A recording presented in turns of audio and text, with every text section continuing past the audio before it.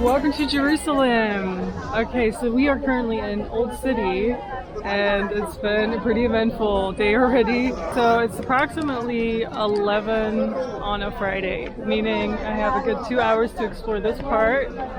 It's pretty hectic, and you can definitely see the interaction between the Arab and Israeli and Arab culture, so that's pretty interesting. I got like breakfast from this Arab stand and then the coffee from this Arab stand. So it's nice. It's I know I'm going to come back on Monday, so Monday is going to probably be Bethlehem and Jerusalem because I heard you don't need that much time in Bethlehem. But it's very intense. It seems very intense. Like just the way people were walking down the steps. Just so many people, like every single culture. And I took a shavut from the central bus terminal in Tel Aviv. It was 30 shekels, so a bit more than a bus. But we were there pretty fast too. And they dropped you off right at Old City. So you only had to walk a good 5 minutes or so to this part. And on the way, I had all these stands, all these Arabic stands and Israeli stands. And it was just an experience to have. But basically, it's a 10-person cab. It's similar to a colectivo in Mexico.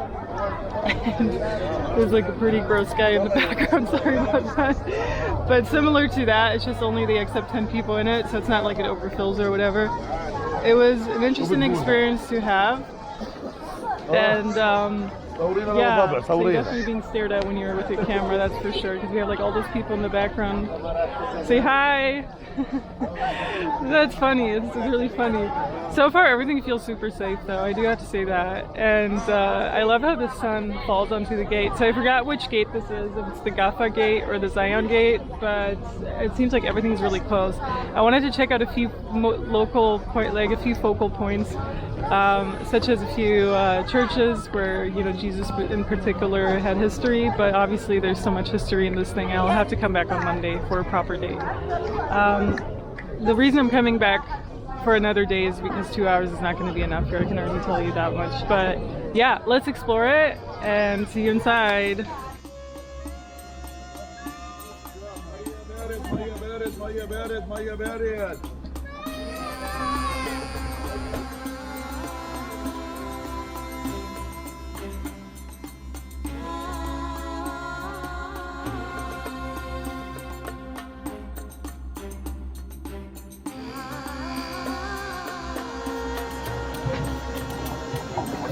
Alright, as you can tell, it's super busy. I don't know if this is normal or not, or if it's just because they're going to close down in like 2 hours.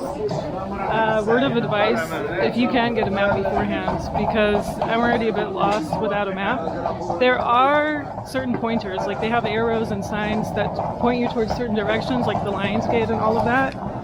But overall, it's still a bit confusing. It doesn't feel as tense here as I thought it would. So you definitely saw some military in the streets. I don't know if they were Israeli or Palestine though. And I don't know if I'm like in the Arab section of this entire city because I'm getting strange looks, especially from men and women too. But whatever. So it feels extremely Middle Eastern, and they just kind of run into you without saying anything. Okay, whatever. So it feels super Middle Eastern. It feels actually more Arab than Israeli here. But that could be because I'm more on the Arab side, I'm not sure. There are a ton of food stores, and we're coming past something. It's like super loud, I think I would turn crazy if I had to be here every single day. It's super loud, it's super Arab, it's super Middle Eastern. But basically there are a ton of food things right here. And I ate outside because I thought I wouldn't have any breakfast. And I kind of thought it would just be one thing after another, one church after another, or one whatever after another. You can see like the military right there in the background. But no, there are a ton of stores. You can even buy random stuff, like outlets, like right here. So, it's like shoes. Does anyone need shoes? So yeah, you do have a ton of stuff. I'm not sure what the price is. I would assume the price is better outside, so I'm happy I got my breakfast outside. But you have so many things, and it's basically just like a huge bazaar in addition to churches in the background. Like, in addition to all these points that you want to see in the background, there's music, there's everything. Okay, so right now we're at the Roman Catholic Church of the Holy Family. We're gonna check it out. Well, leave your guns at home, that's for sure. So there was a sign below, and I'll blend it in. Not sure if it's funny or not, but it's definitely unusual to put it that way. And this is supposed to be the Austrian Roman Catholic Church. So I think it was obviously built much later than 2,000 years ago. But yeah. So the weather's quite nice too. Do have to say that. It was around 11 centigrade when I left Tel Aviv. So you still need like a jacket, but so far so good. Not a single thunderstorm. Alright, so on the way to the Lions Gate there were like a ton of people, and at one point it was even standstill. So I don't think this is normal necessarily, but I don't know what's going on. If it's just because it's closing down in an hour and people are trying to get somewhere. So we took this little path, and I guess we'll see where it leads us this time. Okay, so we're approaching Via Dolorosa, right there in the back. Now this is also the walk that Jesus made before he was crucified. So he basically walked through the Lions Gate along the Via Dolorosa, which is right here, to his crucifixion, which I have no idea where that is. But yeah, I think there's like a prayer or something happening, because I actually got kicked out of that one alley by one of the Palestinian guards or police or whatever it was. He was like, "You can't go here, you're not Muslim." So how he knew I wasn't Muslim, I don't know. I guess it's pretty obvious. Don't look like the average person who lives here. But he said I could just go up here. So we ended up here. And you have a lot of souvenir shops right here. You also have beautiful, beautiful carpets in the background. Kind of has a Turkey feel. Okay, so just a few things. I actually found out I can stay here until at least 3 or longer, because at 3 there's going to be a public procession where I guess they're going to carry the cross or whatever, I'm not sure. And it's good I'm coming on a Friday, because it appears that these things only happen on a Friday for whatever reason, or at least that's what a tour guide just told me, that Friday is the day they do that. And I'll be back here on Monday, so I'll keep you updated on that. But it feels very intense here, I do have to say. It feels, people are like, does Jesus really exist, this and that? I do think parts of the story are very true, including the crucifixion. And you can definitely pick up on that energetically somehow. There's a lot of pain in the air. I just went inside a chapel where they were also showcasing where he was judged, you know, where he started picking up his own cross. So I'll be back for the procession because I'm really curious about that. But basically this is where it happened, supposedly. And we're at Via Dolorosa right next to it. So I'll try to just walk around and view a few other spots of relevance. But I do have to say, like, energetically it feels really intense. And I'm happy I'm not coming for Easter or Passover because it would have been crazy crowded. And I'm just wondering if it feels this way because so many people have worshipped this spot, or if it's really because that's how Jesus and his tribe felt. So something to tap into the future for sure, just not here. It's too busy to energetically pick up on that. But yeah, okay guys, see you later.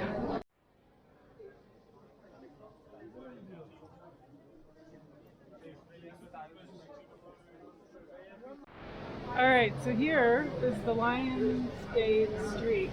It sounds familiar? Lions Gate Portal, right? Yep, exactly. So anyone who still worships that crap, you can go to hell, because this is all meant to cause more suffering. I can tell you that much.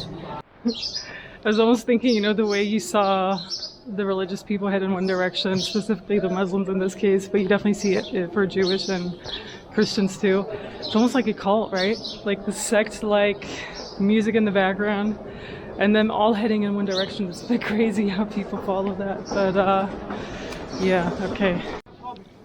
Okay, so we're literally walking the exact same path we were about 30 minutes ago, and there are waitless people. Meaning, I'm pretty sure it had to do with that one holiday or school ending or something where all the people were headed.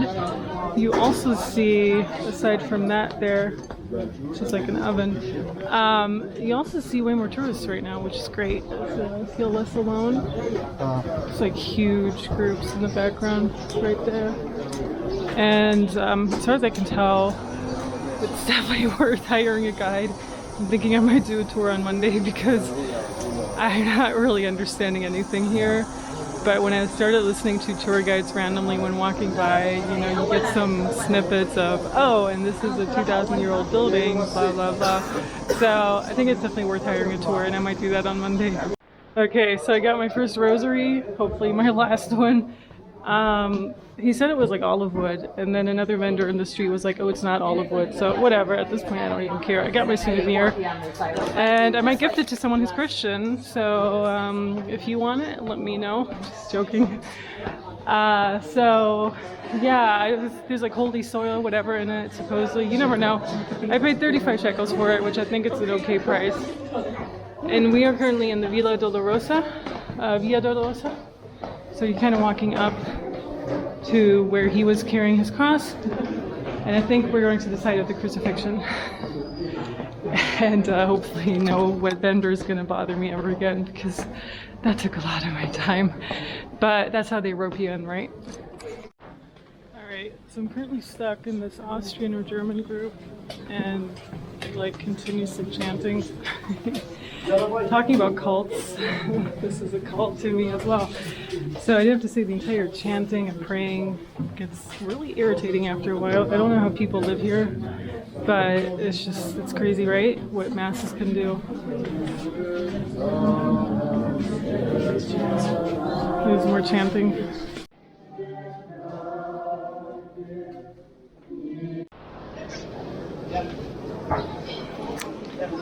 Alright, that was a really intense journey into the supposed spot where he was crucified and also where his grave is. Interesting. And as you can tell, there are a million people right now. So I don't know how it is regularly or during high season, but I am here on a normal Friday, and it's crazy. And the line to the tomb or the grave, whatever that is, which I'll blend in, was more than 2 hours long. So I didn't stand in that line, obviously, because I wanted to see other things, but the energy felt very interesting in it. So there was this one room where there were a lot of intense paintings of what looked like maybe Israel before Jesus. Maybe that was even David, King David, or something similar to that. He had a really nice golden crown, and there were a lot of other paintings that were actually covered up. Maybe they were restoring them, or they just don't want to show them. But I tried to take as many photos of them as I can. And in that specific room or chamber, I felt the most. And one of the tour guides that I asked said that it's not 100% sure where he was crucified. So there was a spot where they're showing he was crucified, where everyone kind of stands in line that he's crucified. But it seems like it's not 100% sure whether or not he was crucified there. So it could be that he was actually crucified in that other chamber, or that one chamber has significant meaning. There are a lot of chambers in that specific construct. So what you see in the background right here, it's super intense. It's just, one painting after another, one room after another, and then the entire line to the grave. And then you had the Armenian church, and then you had a lot of paintings of Mary Magdalene too. So for me, it just sounds up like muddled history, and no one really knows anything anymore today. I can just go with my feeling, and I felt the most in that one chamber. I also felt the most around the Mary Magdalene altar, or whatever you want to call it. It appears that maybe the Armenians believe more in the sainthood of Mary Magdalene than other religions. My throat is clamping up while I'm saying that. Super intense. It's super intense here, I'm not gonna lie.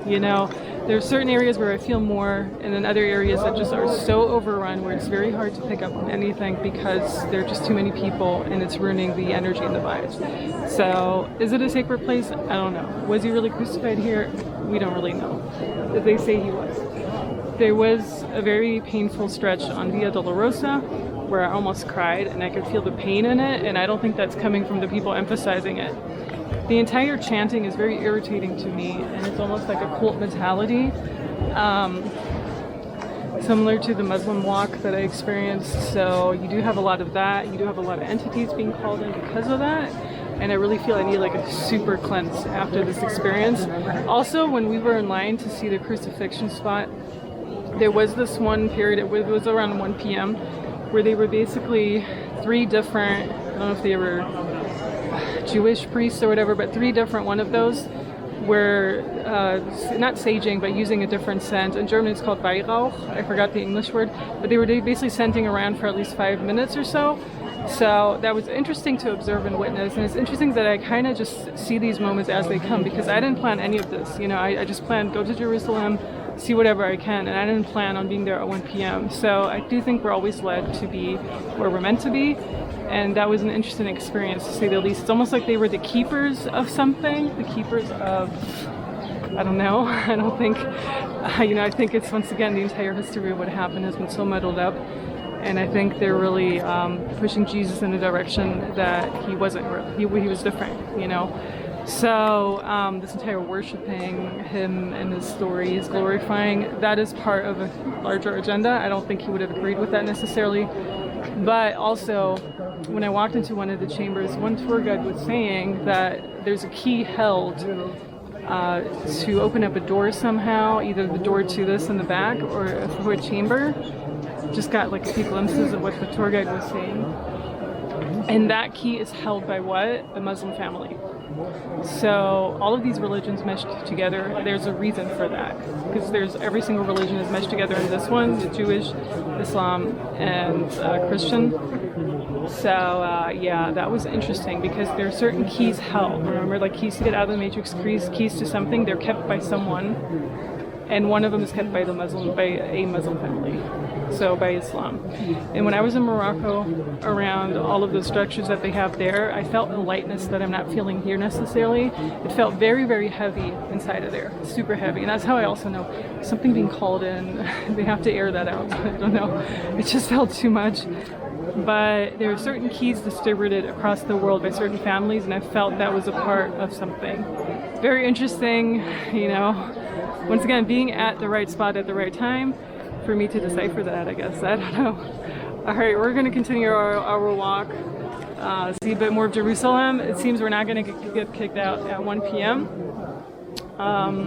So I'm going to try to stay at least until 3 or so. I do have to make sure I get back to Tel Aviv, and the regular buses stop running at one point because it is Shabbat.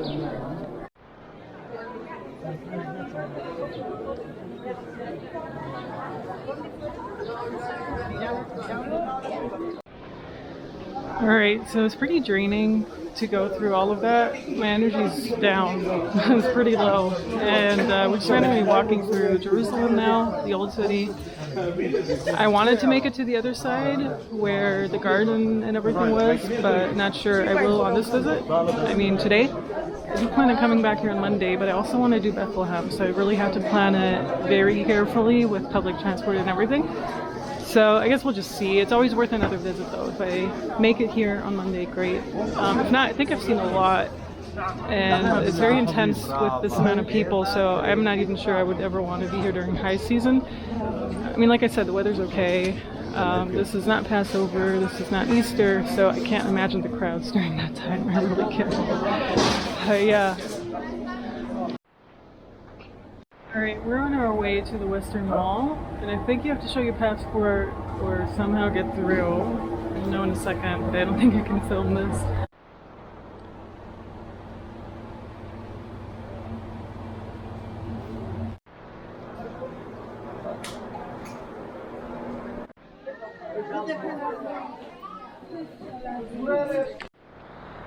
Alright, we are currently in the Garden of Gethsemane. And you can't enter these things right here, but I think at certain times during the year you can, because there was definitely trash lying around.